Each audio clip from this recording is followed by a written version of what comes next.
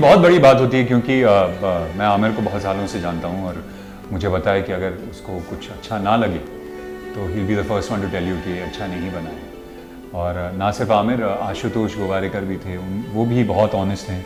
अगर उनको भी अच्छा नहीं लगता तो वो कहते कि देखो अच्छी नहीं बनी है। लेकिन दोनों को बहुत पसंद आई पिक्चर, दोनों को हमारा काम बहुत पसंद आया, जो हमारे लिए बहुत बड़ी बात है। और जैसा आमिर ने कहा कि ग्रिप नहीं टूटती पिक्चर की, एक्चुअली जब अमीन मुझे कहानी सुनाने आए थे तो एकदम ऐसा ही हुआ था मेरे साथ भी, क्योंकि मैं आपको एज एन ऑडियंस जब आप एक कहानी सुन रहे होते हैं आपको लगता है कि मुझे पता है अब क्या होने वाला है, आपको लगता है कि आप फिल्म मेकर के आगे हैं, लेकिन ही रियली सरप्राइज मी और एंडिंग तो रियली सरप्राइज मी। तो मुझे 1 मिनट से कम लगा था ये कहने के लिए कि मैं पिक्चर का हिस्सा बनना चाहता हूँ, क्योंकि वो स्क्रिप्ट ही इतनी ग्रिपिंग थी। और मुझे लगता है कि फिल्म मेकर की तारीफ है कि जो एक अच्छी स्क्रिप्ट लेकर उन्होंने अच्छी पिक्चर बनाई है, और ये तारीफ अगर आमिर से आए और आशुतोष गोवारिकर से आए तो हमारे लिए बहुत बड़ी बात है।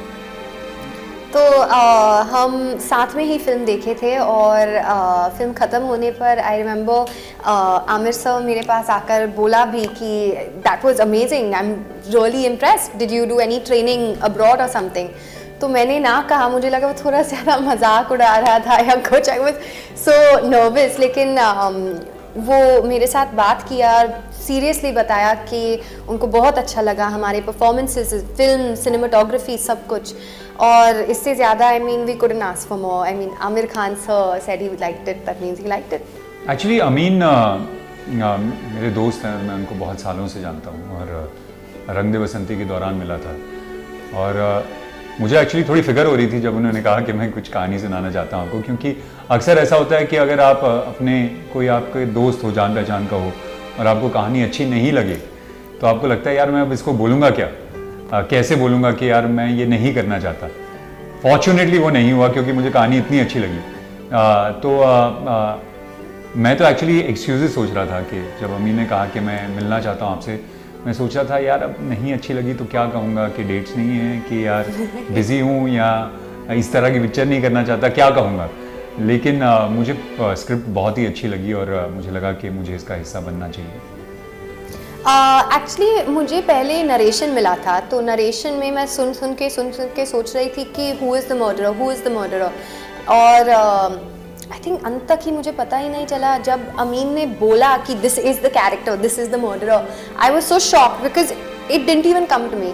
और फाइनली स्क्रिप्ट पढ़ने का मौका भी मिला, and till the end page the way he is written it, you just can't figure it out. तो मुझे वो चीज़ बहुत अच्छा लगा, because when I watch a thriller in a theatre या टीवी पे, और I am reading a book, if I find out कि हाँ ये किरदार है या this one is the murderer, then I lose interest.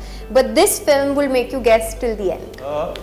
I don't know, तो किसी और पिक्चर से तुलना करना तो मुश्किल है, वो तो ऑडियंस ही बताएगी कि कितनी अच्छी है कितनी ख़राब है।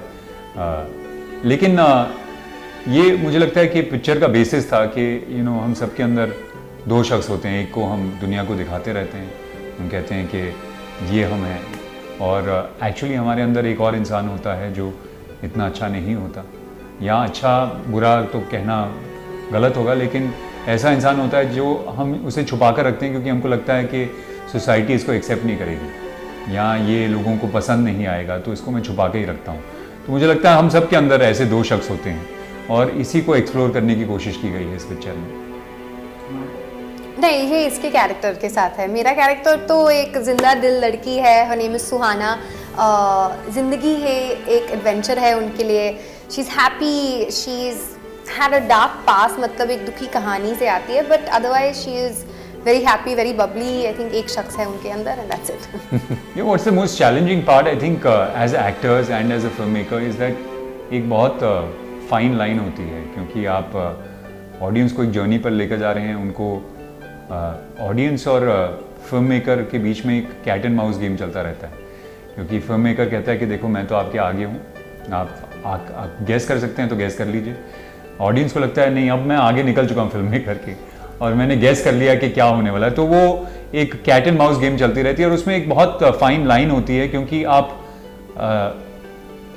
कुछ ऐसी चीज़ें डाल रहे हैं जिसकी वजह से ऑडियंस गेस भी कर सकती है लेकिन आप कोशिश कर रहे हैं कि वो ना भी गैस करें, तो वो मुझे लगता है कि किसी भी थ्रिलर में बहुत मज़ेदार चीज़ होती है। तो वो बैलेंस बनाए रखना फिल्म मेकर के लिए, एक्टर्स के लिए, सबके लिए बहुत ज़रूरी होता है। हाँ, मैं तो मानता हूँ कि मेरी अभी शुरुआत हुई है एक्टर के तौर पर। मुझे लगता है कि अभी जाकर मैं अपने आप को डिस्कवर कर पाया हूँ एक्टर के तौर पर, और मुझे लगता है कि अब जो काम करूँगा वो पहले से बहुत बेहतर होगा। तो मुझे तो लगता है मेरी जर्नी की शुरुआत हुई है। लकीली हम एक ऐसे समय में काम कर रहे हैं जहाँ पर बहुत अलग अलग किस्म का कंटेंट भी बन रहा है। 10 साल पहले जब मैंने शुरुआत की थी, मुझे लगता था कि यार ये पिक्चरों का हिस्सा नहीं बनना चाहता या ऐसी पिक्चर नहीं करना चाहता। अब OTT प्लेटफॉर्म्स हैं जिसके ऊपर बहुत एक्साइटिंग चीज़ें हो रही हैं, अलग अलग किस्म के कैरेक्टर्स एक्सप्लोर हो रहे हैं, अलग अलग किस्म का कंटेंट एक्सप्लोर हो रहा है। तो मुझे लगता है कि as a creative person this is a very exciting time. I think shooting के दौरान, बिकॉज ये एक थ्रिलर है, we have to find that balance between acting और ओवर एक्टिंग, और वो करना बहुत मुश्किल था मेरे लिए, because to be scared you can't go over the top, और अगर आप थोड़ा अंडर एक्टिंग भी करोगे तो लोगों को लगेगा कि यार ये फेक है। So that for me, finding that balance was very hard. I think Aamir Khan से ही बेस्ट कॉम्प्लीमेंट था जब उन्होंने कहा कि मेरे काम ने उनको इम्प्रेस किया। नहीं, ऑफ कोर्स बहुत मुश्किल दौर है, सिर्फ हमारे लिए नहीं, और ये कहना बहुत सेल्फिश होगा कि यार हमारी पिक्चर आ रही है और ये इस तरह की मुश्किल सर्कमस्टांसेस में आ रही है। पूरी दुनिया इस वक्त जूझ रही है इससे, हर बिजनेस जूझ रहा है, हर इंडिविजुअल जूझ रहा है। तो मुझे लगता है हम सबके लिए मुश्किल दौर है इस वक्त, और होपफुली ये जल्द ख़त्म हो जाएगा, और होपफुली जल्द ही जो हमारी नॉर्मल सी है we'll all be back to that. I think we're all waiting for that only, कि सब कुछ अभी नॉर्मल हो जा सकता है, और हम सब चाहते हैं कि सब लोग सुरक्षित रहें, लेकिन at the end of the day, I mean, ज़िंदगी तो जीना पड़ेगा, so we have to start going to the theatres at some time, but just be safe. I think T-Series has done everything यार, क्योंकि we've got Amal and Arman Malik doing the next song, तो हम बहुत excited है हमारे title track के लिए। And या I feel like the marketing है दैट, क्योंकि आमिर सर ने भी एक गाना किया हमारे लिए विद एली, जो that's got some crazy millions of views. So yeah I feel marketing wise they are doing the best they can. Yeah I think everything that needs to be put out there is being put out there, and there's no, ऐसा नहीं है कि कोई कमी रह गई है marketing में। मुझे लगता है जिस तरह की मार्केटिंग होनी चाहिए थी वो हो रही है, और उसके लिए obviously as an actor you very happy कि आपकी पिक्चर बाहर जा रही है, लोग इसके बारे में बात कर रहे हैं, ट्रेलर लोगों को पसंद आया है, गाने पसंद आए हैं, तो I think is great. I think he's multi talented. Yeah, I think he's director, I think, for me, but it's very difficult to tell, because अगर उन्होंने अच्छी स्क्रिप्ट नहीं लिखी होती तो फिर अच्छा बनाते क्या? तो वो थोड़ा मुश्किल है। डेफिनेटली एक्टर से अच्छे राइटर डायरेक्टर हैं वो, दैट इज फॉर श्योर। तो राइटर और डायरेक्टर के बीच में मुझे लगता है नो, लगान में उनके पास डायलॉग्स भी नहीं थे, विच इज ग्रेट, क्योंकि वो इतना बात करते हैं, और उनको आयरॉनिकली उनकी जो सबसे बड़ी पिक्चर है उसमें लोग डायरेक्टर ने कहा कि आपको बात करने की जरूरत ही नहीं। No, I think he is, वो स्वदेश का भी लेखक था, so he for me is one of, like I love his writing, and direction wise भी बहुत अच्छे काम किए हैं पहले फिल्म के लिए। I mean he really handled everything, और एक्चुअली बहुत मुश्किल था उनके लिए भी, because he had a lot of hurdles to be fair. So yeah, really good director, great writer, and thankfully आपने अलग अलग सवाल पूछे हैं, तो ये नहीं कहूँगा कि नहीं, मुझे एक्चुअली मजा आ रहा है इस बार, क्योंकि मैं भी हूँ साथ में, हमारा भी है साथ में, और तंग करने के लिए मैं हूँ। और दूसरा, हम लोग एक्चुअली ऐसी दुनिया में रहते हैं जहाँ पर हर चीज़ अब जूम कॉल पे होती है, तो इंटरव्यूज़ भी जूम कॉल पे होते हैं, तो आपको किसी को मिलने का मौका ही नहीं मिलता। सबको मिलने का मौका मिल रहा है, तो मुझे लगता है उसमें मुझे बहुत मज़ा आ रहा है। और इंटरव्यूज़ को भी हम पिजामाज में कर सकते हैं, तो इस बार सामने आके ड्रेसअप तो भी करने का मौका मिला, सो या इट वाज फन।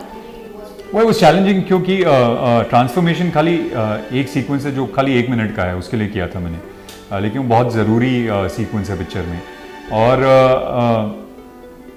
चैलेंजिंग इसलिए था क्योंकि हमारे पास ज़्यादा समय नहीं था, हमारे पास सिर्फ 6 हफ्ते थे। और एक समय ऐसा आया था जब अमीन ने कहा था कि यार ये नहीं होगा, तो इस सीन को किसी और तरीके से सोचते हैं। लेकिन मुझे लगा कि ये कैरेक्टर को फिजिकली इंटिमिडेटिंग होना चाहिए उस सीन के लिए। तो वो 6 हफ्ते मैंने बहुत मुश्किल थे। डाइट में बहुत बड़ी चेंजेस करनी पड़ी, वर्कआउट करना पड़ा 4-4 घंटे दिन में। But fortunately enough we got there and जब मैं पहुंचा सेट पर, अमीन ने मुझे देखा, he was very shocked, which is a very good reaction for an actor.